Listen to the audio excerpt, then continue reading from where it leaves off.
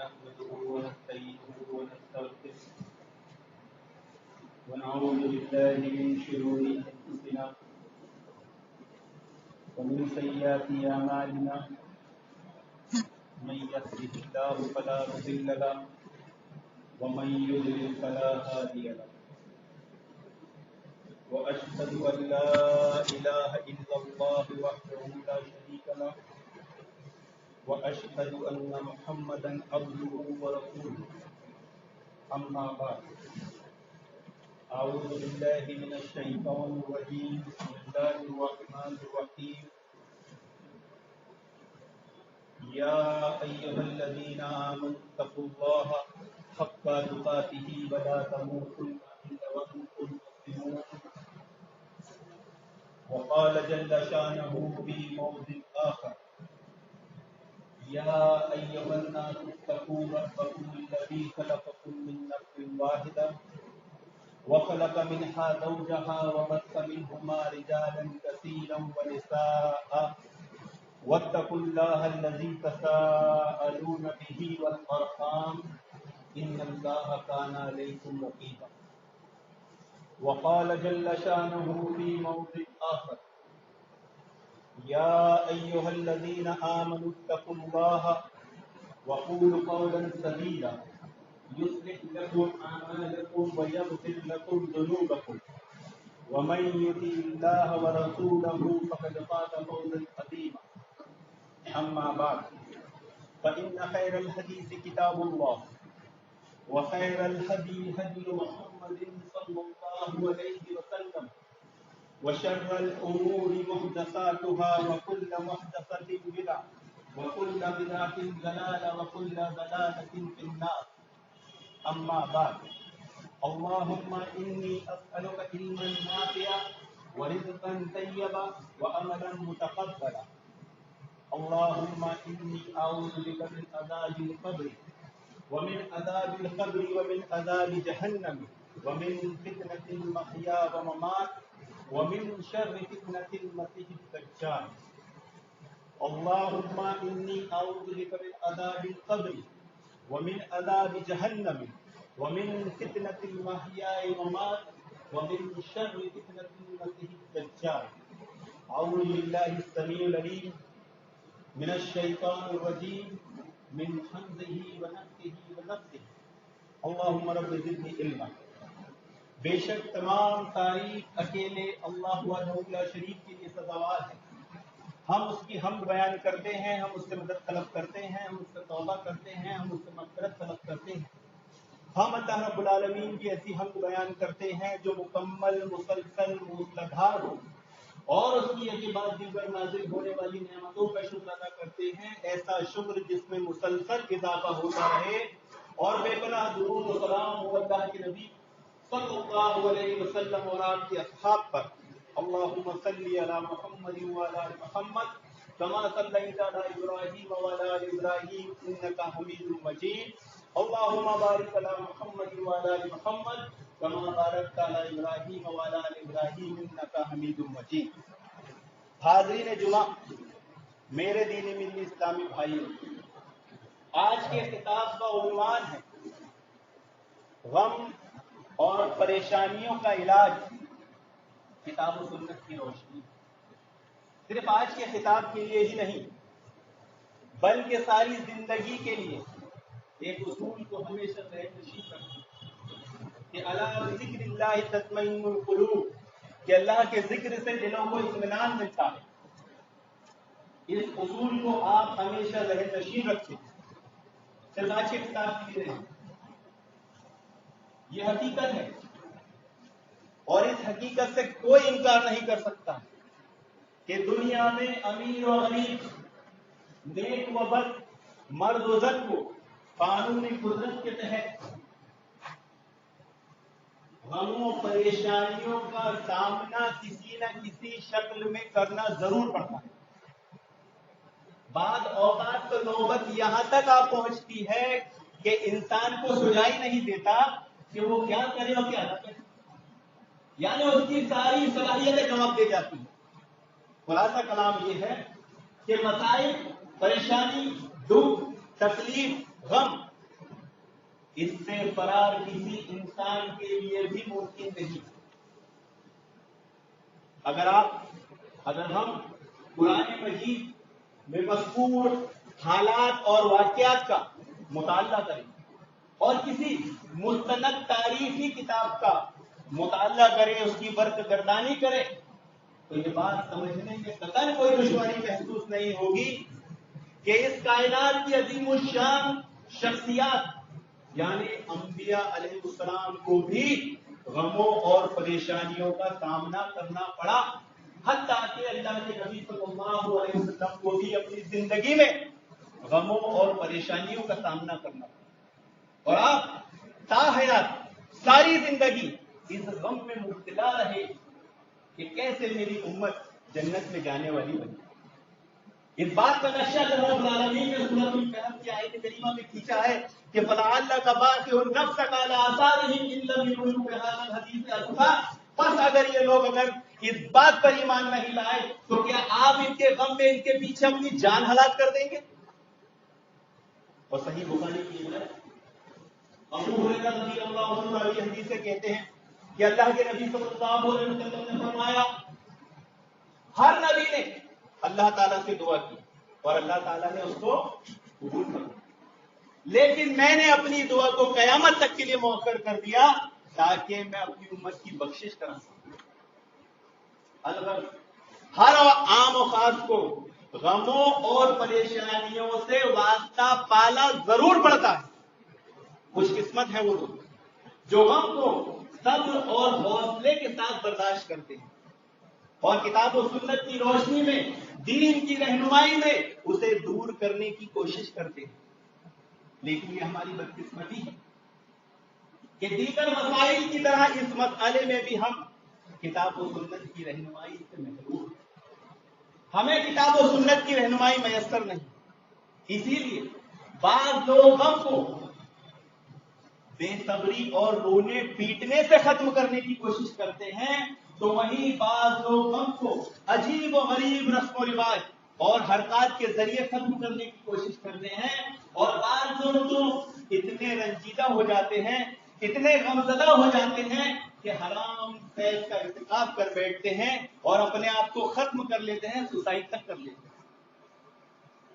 محترم حاضرین، دنیا میں ایسی کوئی روحانی اور جسمانی بیماری موجود نہیں جس کا علاج ممکن ہے۔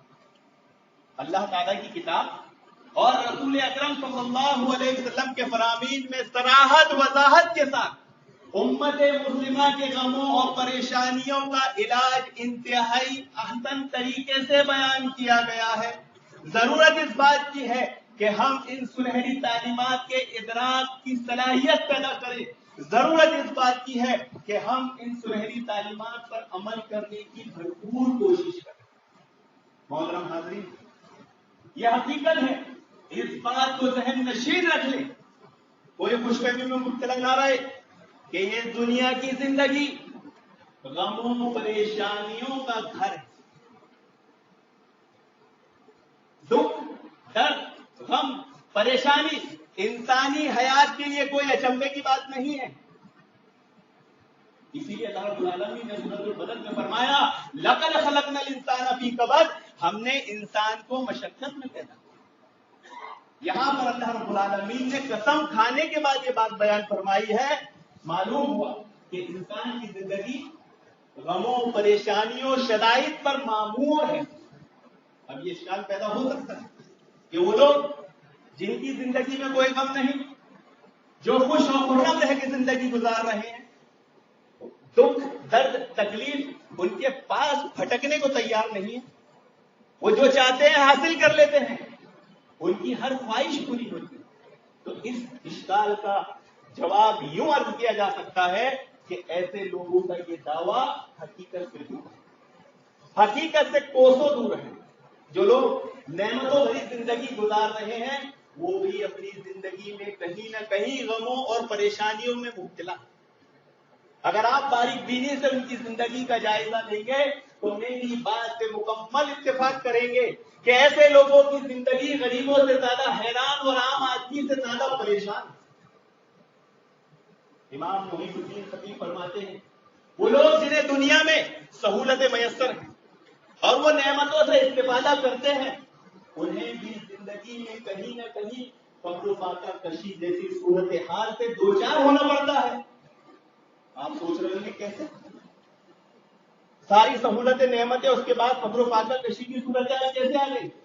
کہ جب ان کا نفس ان کے پاس موجود نعمتوں سے زیادہ کا مطالبہ کرتا ہے اور وہ اس کے حصول میں ناکام ہو جاتا ہے، اس کو پورا نہیں کر پاتے، تو کیا ہوتا ہے؟ وہ بھی اس صورتحال میں گزرتے ہیں جو ایک عام آدمی غریب آدمی گزرتا ہے۔ محترم حاضرین، اگر آپ اب بھی میری بات سے اختلاف کرتے ہیں تو آپ اس ملک کے پرائم منسٹر سے لے کر بڑے بڑے تجارت کرنے والے صنعت کاروں زمینداروں سے انٹرویو لے کر دیکھ لیجیے، آپ کو ان کی زندگی میں بھی کہیں نہ کہیں غم اور پریشانی ضرور ملے گی۔ ایک عام آدمی جو بڑی بڑی فیکٹریوں کمپنیوں دکانوں کے جگمگاتے سائن بورڈ پر حسرت بھری نگاہ ڈال کے گزر جاتا ہے، اسے اس کے پیچھے کے اندھوروں کا علم نہیں ہے۔ وہ نہیں جانتا کہ اس کا مالک ان مصائب سے گزر کر کیسے کیسے پاپڑ بیچ کر دن گزار رہا ہے، دن کاٹ رہا ہے۔ وہ عام آدمی نہیں جانتا کہ اس کا مالک کیسے کیسے دکھ اور تکلیفوں کو لے کر رات میں بستر پر گر پڑتا ہے۔ وہ عام آدمی نہیں جانتا کہ اس کا مالک رات کو چین کی نیند بھی نہیں سو پاتا۔ اب رہے وہ لوگ جن کو اپنی زندگی میں اطمینان میسر ہے، تو اس کی وجہ کیا ہے؟ اس کی وجہ یہ ہے کہ ان کی روزی حلال ہے، اس کی وجہ یہ ہے کہ وہ اپنی زندگی شرعی اصولوں کے مطابق گزار رہے ہیں۔ محترم حاضرین، بات لمبی نہ ہو اس لیے اس لو اسٹوری کو میں یہی ختم کرتا ہوں، اس محبت کے پیغام کو میں یہی ختم کرتا ہوں، ورنہ یہ کہانی بہت لمبی جا سکتی ہے۔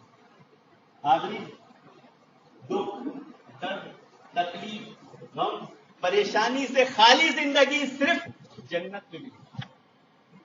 یہ امتیازی بس صرف آخرت کی زندگی کو حاصل ہے۔ وہ لوگ بڑے ہی خوش نصیب ہوں گے جنہیں اللہ رب العالمین آخرت میں غموں اور پریشانیوں سے خالی زندگی عطا فرمائے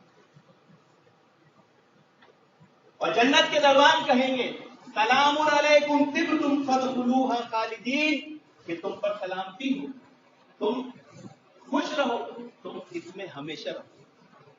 وہ لوگ بڑے ہی خوش قسمت ہوں گے جن کو جنت کے دربان کہیں گے لا یمسهم فیها نصب وما هم منها بمخرجین، اور نہ انہیں وہاں کوئی تکلیف چھوئے گی اور نہ وہ وہاں سے نکالے جائیں گے۔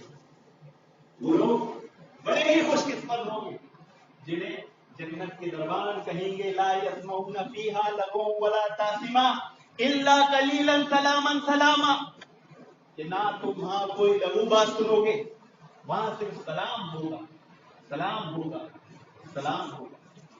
اللہ رب العالمین سے دعا ہے کہ اللہ رب العالمین ہم سب کو ان قسمت لوگوں میں شامل کروا۔ محترم حاضرین، دنیا کی زندگی کا عالم تو یہ ہے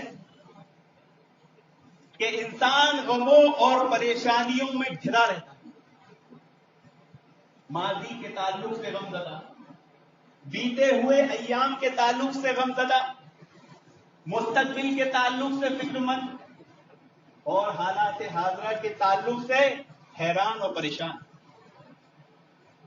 اور کبھی زندگی میں ایسے حالات سے دوچار ہو جائے جس کا تلخ تجربہ اسے ماضی میں ہو چکا ہے تو اس کے غم میں اور اضافہ ہوتا ہے، اس کا غم اور بڑھ جاتا ہے۔ اس لیے حاضرین، غموں اور پریشانیوں کا نزول دلوں پر ہوتا رہتا ہے۔ امام ابن قیم رحمہ اللہ فرماتے ہیں کہ دلوں کی دو قسمیں ہیں، ایک وہ دل جس پر اللہ رب العالمین کی رحمتوں نعمتوں برکتوں کی بارش ہوتی رہتی ہے، وہ پرمسرت خیر اور بھلائی کے کام میں مصروف، نیکیوں کی طرف مائل اور چھوٹی چھوٹی باتوں پہ غمگین نہیں۔ دوسرے وہ دل جو شیطان کی آماجگاہ ہوتے ہیں، وہ دکھ درد تکلیف غم اور پریشانیوں کا گھر ہوتے ہیں۔ اس لیے میں کہنا چاہتا ہوں کہ وہ لوگ جن کے دل میں پہلی قسم کا دل دھڑک رہا ہے وہ بڑی بڑی تکلیف اور پریشانیوں کو بھی خندہ پیشانی کے ساتھ قبول کر لیتے ہیں، اندر سے ٹوٹے ہوئے ہوتے ہیں، بظاہر مطمئن نظر آتے ہیں، اور چھوٹی چھوٹی تکلیفیں انہیں پریشان نہیں کرتی۔ میں کہنا چاہتا ہوں وہ لوگ جن کے دلوں میں دوسری قسم کا دل دھڑکتا ہے وہ معمولی سی تکلیف پہ بھی واویلا مچانا شروع کر دیتے ہیں اور چھوٹی سی مصیبت پہ ایسے ریئیکٹ کرتے ہیں جیسے اوپر مصیبتوں کے پہاڑ ٹوٹ پڑے اور چھوٹی چھوٹی باتوں پر پریشان ہو جاتے ہیں، غمگین ہو جاتے ہیں۔ محترم حاضرین، غموں کا علاج ذکر کرنے سے پہلے میں بہتر سمجھتا ہوں کہ غموں کی اقسام بیان کر دی جائے تاکہ معلوم تو پڑے کہ غم اور پریشانی کیسے کس کو دکھ درد غم پریشانی سمجھ کر خام و خواہ جس کو ہم نے اپنے اوپر مسلط کر لیا ہے، کیا واقعی وہ غم اور پریشانی ہے بھی کہ نہیں؟ تو ابھی جن غموں کا میں تذکرہ کرنے جا رہا ہوں وہ غم انتہائی شاندار اور بہترین ہے۔ میری اس بات سے آپ لوگوں کو تعجب ہو سکتا ہے کہ غم شاندار بہترین بھی ہو سکتے ہیں۔ جی ہاں، ہو سکتے ہیں۔ ہم جو دعا پڑھتے ہیں نا، اللہم انی اعوذ بک من الہم والحزن والعجز والکسل والبخل والجبن والتنکر وغلبۃ الرجال، کہ اللہ مجھے محفوظ رکھ غم سے، پریشانی سے، بزدلی سے، کاہلی سے، عاجزی سے، قرض کے بوجھ سے اور دشمنوں کے غلبے سے۔ یہ وہ غم نہیں ہے کہ جنہیں ہم رفع کرنا چاہتے ہیں، دفع کرنا چاہتے ہیں، جن کو جھیلنا ہی نہیں چاہتے۔ ابھی جو غم بیان ہونے والے ہیں یہ وہ غم ہے جو انتہائی شاندار اور بہترین ہے۔ اور ان غموں میں پہلا غم انبیاء علیہ السلام کا غم۔ اللہ رب العالمین نے انسانوں کی رہنمائی کے لیے کم و بیش 1,24,000 انبیاء علیہ السلام کو مبعوث کرا، جو لوگوں کو اللہ کے دین کی دعوت دیتے تھے، توحید کی طرف بلاتے تھے۔ اس کے باوجود بھی وہ غم، تکلیف، مصیبت، پریشانی سے دوچار کیے گئے۔ ان میں سے تو بعض ایسے ہیں جنہوں نے اپنی ساری زندگی توحید کی دعوت دی، ساری زندگی لوگوں کو توحید کی طرف بلایا، لیکن کسی نے بھی ان کی بات پر کان نہیں دھرا، یا بہت کم لوگوں نے ان کی بات پر کان دھرا، اس کو تسلیم کیا۔ اس کے باوجود بھی وہ اس غم میں مبتلا رہے کہ کیسے ان کی قوم ضد اور ہٹرمی کو چھوڑ کر فلاح و کامیابی کے راستے پر آئے۔ حتیٰ کہ اللہ کے نبی صلی اللہ علیہ وسلم کو آگے گزر چکا ہے کہ آپ صلی اللہ علیہ وسلم اس غم میں مبتلا تھے کہ کیسے لوگ، کیسے ان کی امت کتاب و سنت پر عمل کرنے والی بن جائے، جنت کی وارث بن جائے، جہنم سے بچنے والی بن جائے۔ اور اس غم میں آپ اتنے مبتلا رہے، اپنے اوپر اتنا غم کو حاوی کر لیا کہ اللہ رب العالمین کو وہی نازل کرنا پڑی کہ فَلَعَلَّكَ بَاخِعٌ نَفْسَكَ عَلَىٰ آثَارِهِمْ إِن لَّمْ يُؤْمِنُوا بِهَٰذَا الْحَدِيثِ أَسَفًا، کہ بس اگر یہ لوگ اس بات پر ایمان نہیں لائے تو کیا آپ ان کے پیچھے غم میں اپنی جان ہلاک کر دیں گے؟ یہاں پر اس بات سے مراد قرآن ہے، اور وہ غم اور وہ فکر ہے کہ کفار اور مشرکین اللہ کے نبی صلی اللہ علیہ وسلم کی دعوت کو قبول نہیں کرتے تھے، تو آپ بہت زیادہ فکر مند ہو جائے کرتے تھے۔ مسئلہ تو یہ ہے محترم حاضرین کہ یہ غم جو بہت ہی شاندار اور بہترین ہے، اسے ہم لینے قبول کرنے کو تیار۔ ہمیں یہ غم نہیں چاہیے۔ دعوت کا کام کون کرے، توحید کون بیان کرے، کتنی تکلیفیں آئے گی، کتنے تعلقات معاملات خراب ہوں گے، تو دعوت اور توحید کا کام چھوڑے گا، تیرے تعلقات معاملات سدھر جائیں گے۔ تو یہ غم جو بہت شاندار اور بہت ہی بہترین ہے، اس کو آج امت نے اپنے اوپر سے اتار لیا ہے۔ یہی وجہ ہے کہ سارے غم اور پریشانیوں کو اوڑھ لیا۔ دوسرا غم علماء کا غم، وہ علماء جو تعصب، لالچ اور ذاتی مفاد سے اوپر اٹھ کر علم حاصل کرتے ہیں اور اللہ رب العالمین کی خوشنودی کے لیے لوگوں کی اصلاح کا بیڑا اٹھاتے ہیں اور سمجھتے ہیں کہ یہ انبیاء علیہ السلام کا مشن ہے۔ خاتم النبی محمد رسول اللہ صلی اللہ علیہ وسلم کے بعد اس کا بیڑا، اس کی ذمہ داری ان کے کندھوں پر ہے۔ ایسے مخلص علماء اس غم میں مبتلا رہتے ہیں، اس فکر میں مبتلا رہتے ہیں کہ وہ جہاں پر ہیں وہاں کے لوگوں کے مسائل علمی گتھیوں کو سلجھانے کے لیے کتاب و سنت کے غور و فکر کرتے تھے، لوگوں کی اصلاح کرتے رہے.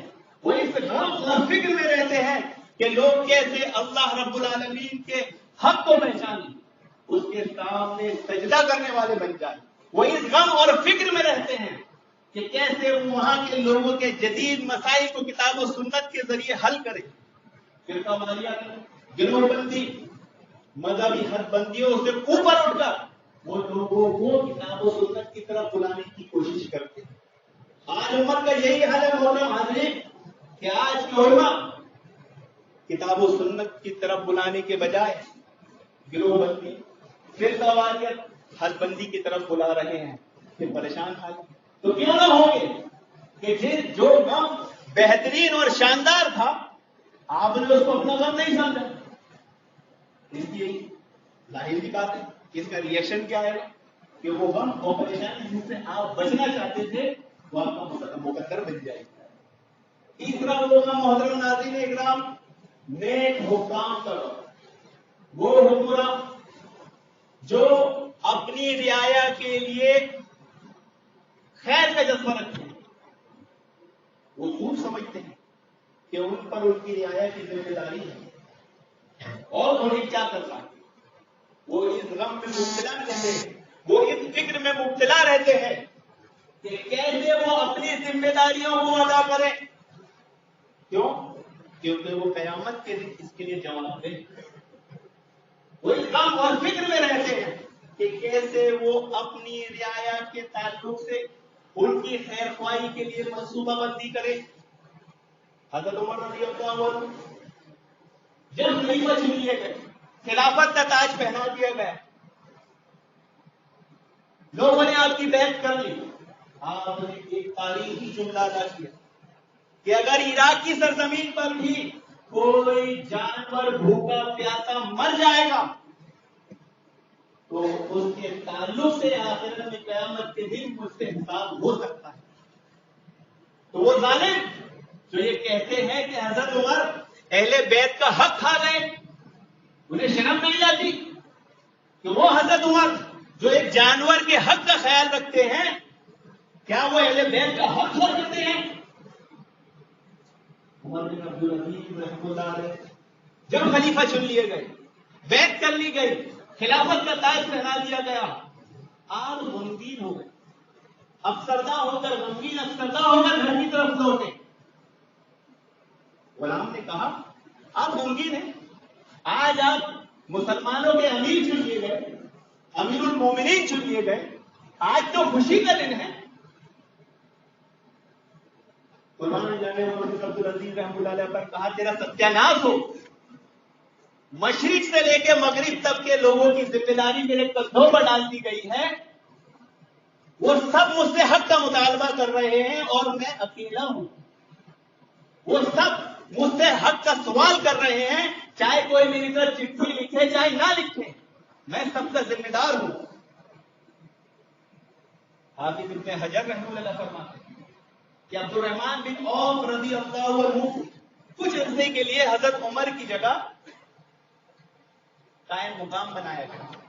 حضرت عمر کی طبیعت خراب ہو گئی ہوگی، خلافت کی ذمہ داری ان کو دی گئی. آپ فرماتے ہیں کہ عبد الرحمن بن عوف رضی اللہ عنہ رات رات بھر سکون چین کی نیند نہیں سوتے تھے. دن رات نظام حکومت کیسے چلانا ہے لوگوں سے مشورہ کرتے تھے، یہاں تک کہ بوڑھی عورتوں سے مشورہ کرتے تھے. یہ غم جو بہترین اور خوبصورت ہے، جو شاندار غم ہے، اس غم کو ہم اوڑھنے کو تیار ہیں. ہم ذمہ دار بن جائیں اور ہمیں کوئی تکلیف نہ آئے، ہم ذمہ دار بن جائیں اور ہم سینہ تان کے چلے خوش ہو جائیں کہ یہ ہماری کم پہنی. صرف ذمہ دار کی بات نہیں ہے بلکہ یہاں موجود ہر شخص جو اپنے گھر کا ذمہ دار ہے اس پر بھی ذمہ داری آئی، وہ بھی خوش فہمیوں کو دلانا نہیں. لیکن ایک بات ذکر کرتا چلوں کہ صحابہ اکرام کے تعلق سے جو آج کی تھی، بعض لوگ کہتے ہیں کہ حضرت حسین رضی اللہ عنہ کو کوفہ والوں نے خط لکھا خلافت کے لیے بلایا. اب وہ سمجھتے نہیں ہیں کہ وہ یہاں کتنی بڑی گستاخی کر رہے ہیں اور ایک ہی پہلو بیان کیا جاتا ہے دوسرا پہلو سمجھنے بھی نہیں دے رہا تو لوگ سمجھنے کی کوشش بھی نہیں کرتے. پہلی چیز کہ جو صحابہ اکرام دوسروں کے حق کا یعنی جانوروں کے حق کا اتنا خیال رکھتے تھے, کیا وہ حضرت حسین اسلامی حکومت کے خلاف بغاوت کر سکتے ہیں؟ کیا وہ حضرت حسین رضی اللہ عنہ اسلامی حکومت کو نقصان پہنچا سکتے ہیں؟ جو اپنا حق چھوڑ دیا کرتے تھے. ایک شخص آیا, میں نے روایت پڑھا ہوں, اس کی صحت کا مجھے بھی نہیں. ایک شخص آیا عراق میں, بغداد میں, ایک شخص سون کی روٹی کھاتے بیٹھا. اب وہ جو آیا تھا وہ بھی مانگنے والا غریب تھا, تو اس نے کہا کہ بھائی میں بھوکا ہوں, میرے کو ضرورت ہے, کوئی ایسی جگہ بتاؤ جہاں میری ضرورت پوری ہو جائے. تو اس شخص نے کہا کہ وہ سامنے حضرت حسین کا گھر ہے, ان کے پاس جاؤ اور وہ بہت سخی ہے تو میں بھوک دیں گے. وہ شخص گیا, صدا لگائی, حضرت حسین باہر آئے, آپ نے اس کو اتنا دیا کہ خوش ہو. پھر اس نے کہا جب آپ اتنا دے رہے ہیں تو وہ شخص جو سامنے بیٹھا ہے سوکھی روٹی کھا رہے, اس کو کیوں نہیں دیتے؟ تو کہا یہ وہی شخص کا جو گھر ہے یعنی حضرت علی کا. وہ صحابہ اکرام جو اپنا سب کچھ لٹا دیا کرتے تھے, اپنا حق چھوڑ دیا کرتے تھے.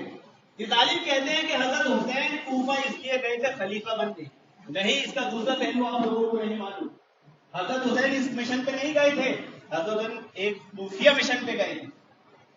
وہ کوفیوں کا بھانڈا بھوڑنا تھا جنہوں نے حضرت علی کو شہید کیا, جنہوں نے ان کے بھائی حضرت حسن کو شہید کیا. ان کا بھانڈا بھوڑنا تھا اسلامی حکومت کو مستحکم کرنا. تو یزید کا دفاع, امیر المومنین یزید رحمۃ اللہ علیہ کا دفاع اصل میں صحابہ کا دفاع ہے, اصل میں اہل بیت کا دفاع ہے, اور یہی نہیں اللہ اور اس کے رسول کا بھی دفاع ہے. آپ اس تاریخ میں ایک ہسٹری میں جائیں گے, آپ کو یہ اصول ذہن نشین رکھیں گے تو بات سمجھ میں آئے گی کہ یزید رحمۃ اللہ علیہ کے ذریعے اللہ رسول تک پر حملہ کیا جاتا ہے. صحابہ اور اہل بیت کیا چیز ہے. میں ایک مثال دے کے بات کو ختم کر کے اپنے عنوان پر آؤں گا کہ جب آپ امیر المومنین یزید کو جنت کی بشارت کا حقدار بتائیں گے تو آپ سے کیا کہیں گے؟ ہاں بشارت تو دی, لیکن بعد میں اس سے کوئی ایسے گناہ سرزد ہوئے جس سے وہ بشارت کا حقدار نہیں رہا. بعد میں اب یہاں پر اس بندے نے کو معلوم نہیں اس سے کس کی گستاخی کیا ہے. اس نے اللہ رب العالمین کے علم پر سوال اٹھا کے اللہ رب العالمین کی توہین کیا, کیونکہ پیشن گوئی اللہ رب العالمین کا علم ہوتا ہے جو نبی کے ذریعے پہنچایا جاتا ہے, اور اللہ رب العالمین کو نہیں معلوم کہ یہ بندہ جس کو میں جنت کی بشارت دے رہا ہوں یہ بعد میں کوئی ایسا گناہ بھی کر سکتا ہے جو جنت سے محروم ہو جائے.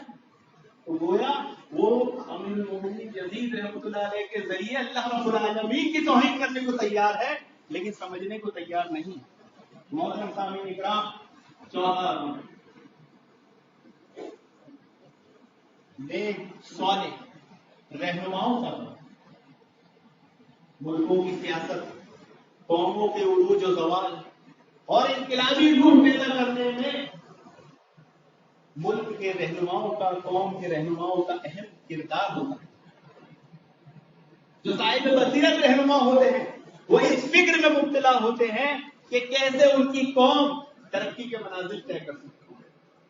وہ تحریر و تقریر و تدریس و شعر و شاعری کے ذریعے اپنی قوم میں بیداری کی روح پھونکنے کی کوشش کرتے رہتے ہیں, اور اگر ان کی قوم کے رہنما اور حوالی اپنے مقصد سے ہٹ جاتے ہیں تو ایسے صاحب بصیرت رہنما ان کی اصلاح کے لیے دن رات کوششیں کرتے ہیں, اپنی ساری صلاحیتیں لگا دیتے ہیں, اپنا سب کچھ قربان کر دیتے ہیں.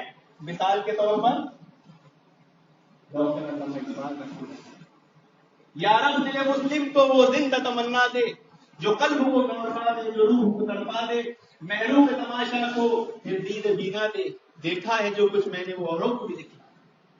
تو یہ غم جو صاحب بصیرت رہنماؤں کا ہوتا ہے یہ بڑا ہی شاندار, یہ بڑا ہی بہترین غم ہے. اس غم کو ہم اوڑھنے کے لیے لینے کے لیے تیار نہیں ہے, بلکہ آج تو کوئی قوم کا رہنما بنتا ہے, جیت کر آتا ہے تو کیا ہوتا ہے, دو تاشوں سے ریلیاں نکلتی. کیوں؟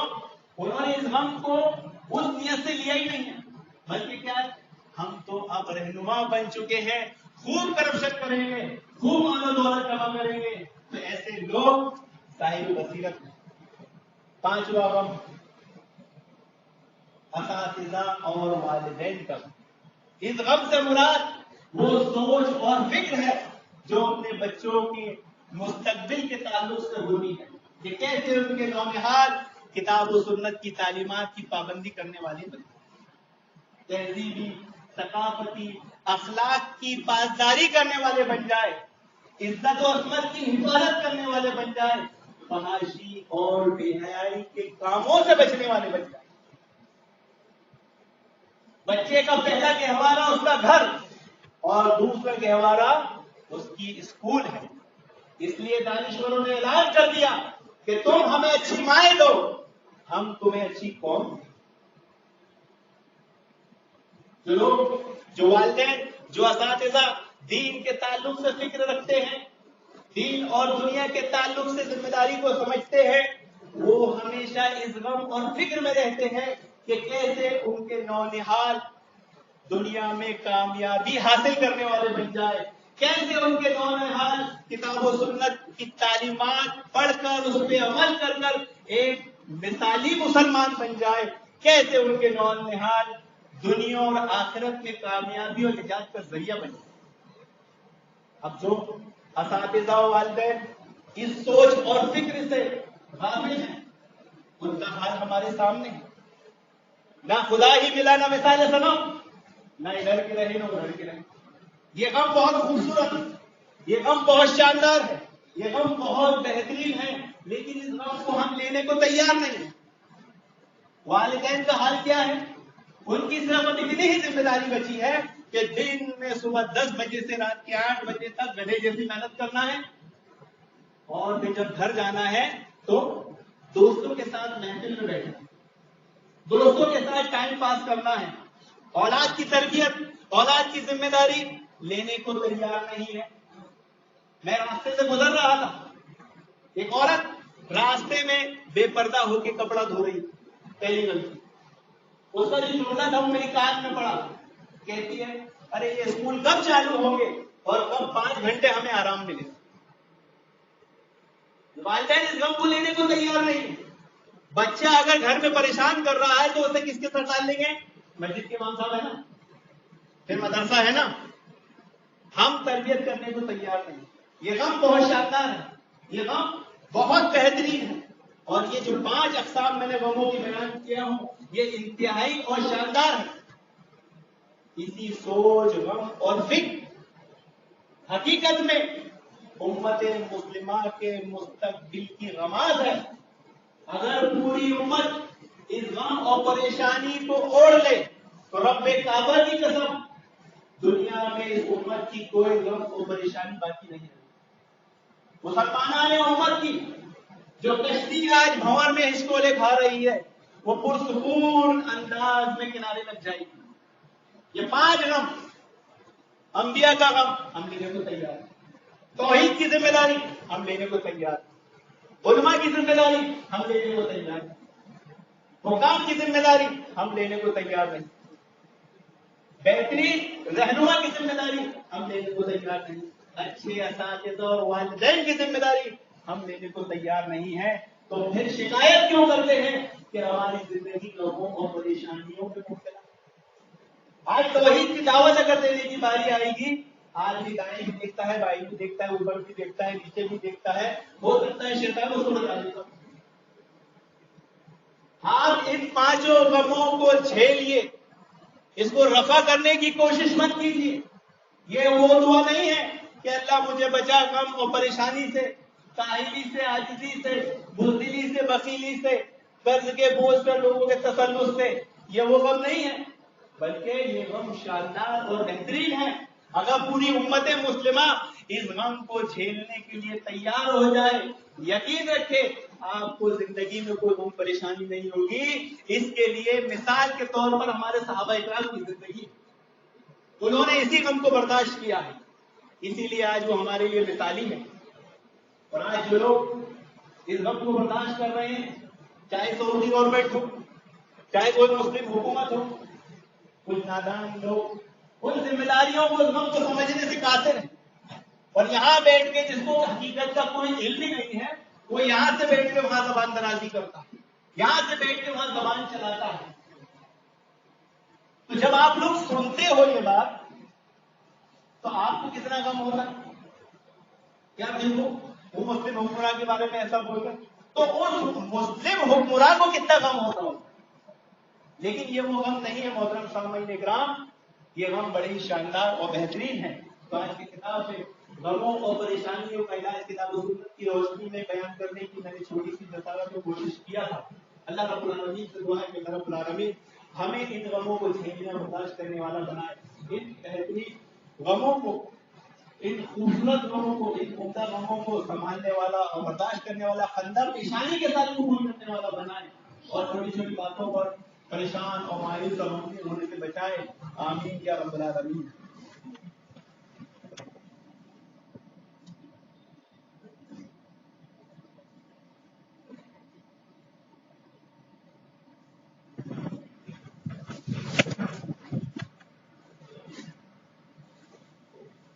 نحمده ونصلي على رسوله الكريم اما بعد ان الله وملائكته يصلون على النبي يا ايها الذين امنوا صلوا عليه وسلموا تسليما اللهم صل على محمد وعلى ال محمد كما صليت على ابراهيم وعلى ال ابراهيم انك حميد مجيد اللهم بارك على محمد وعلى ال محمد كما باركت على ابراهيم وعلى ال ابراهيم إنك حميد مجيد.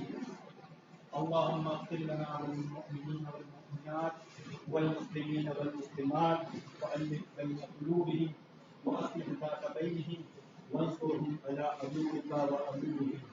اللهم أنت فرد أهل الكتاب الذين يصدون عن سبيلك ويكذبون رسلك ويقاتلون أولياءك.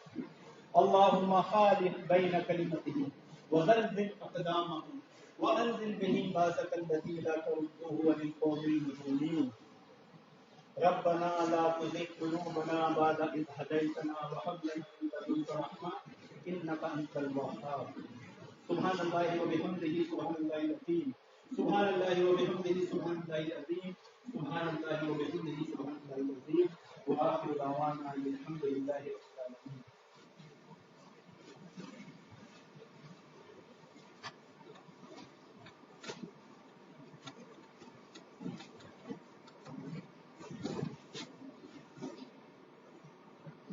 الله أكبر الله أكبر أشهد أن لا إله إلا الله أشهد أن محمدا رسول الله حي على الصلاة حي على الفلاح قد قامت الصلاة قد قامت الصلاة الله أكبر لا إله إلا الله.